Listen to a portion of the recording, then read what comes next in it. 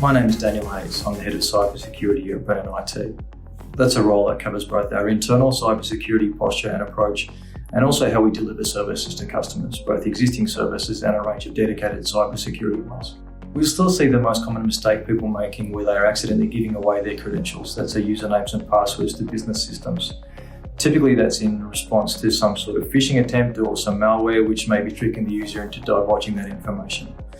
Phishing is still a very commonly used tool by threat actors to gain information about a business so they can use that to break in, move sideways, and either take or use information inappropriately.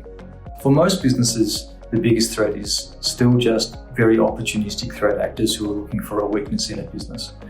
That may be through exploiting individuals and enticing them to give away details through phishing or some other form of social engineering. It may be through large-scale scans of the internet and IP addresses looking for vulnerabilities and weaknesses and tools which can be used to gain a foothold in the business.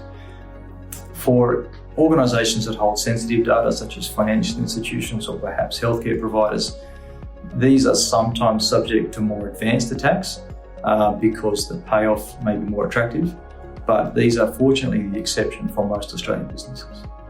I've not wrestled there, but many years ago I was fortunate enough to work in a summer camp in North America up in the Sierra Nevada mountains near Lake Tahoe. One evening, coming back to the cabin, we stumbled across a bear in the path. Thankfully, the bear was more startled and scared than us and quickly ran up the nearest tree while we ran in the opposite direction back to the cabin. As a cybersecurity guy, my advice to individuals is that we should be worried about everything we share online. That's in particular, of course, usernames and passwords to the system, but it extends to personal information such as sometimes where we work, where we're going on holidays, when we're away, and of course, details which can be used to impersonate us, such as addresses and the like.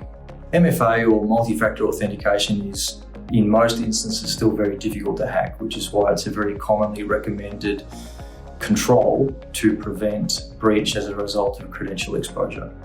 It's worth pointing out that there are some forms of MFA such as SMS-based text messages which are perhaps not as secure as other forms, and there are certainly some very advanced attacks out there which can theoretically break MFA, but by and large it's a very secure way to ensure that a simple username and password combination and loss of those does not result in a data breach. There are two main areas that I think organisations should be considering when they look at their cybersecurity, and these are both aligned to their specific needs. The first of those is really their users. Users are the primary source of most data breaches through phishing and so on. So it's important to train users to identify threats to respond appropriately in each instance. And then of course it's important to follow up that training. The second main area is technology. There are good reasons for most businesses to invest in both proactive and reactive forms of security controls. Those are controls which are designed to both prevent the breaches from happening in the first instance and then react to the breaches as they occur. As you're moving through the pathway of training users and identifying appropriate controls, selecting the right partner is critical.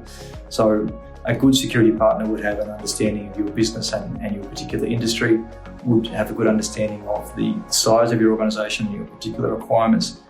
And of course, they would deliver their services and their advice in a way which is aligned to industry standards such as ISO 27001.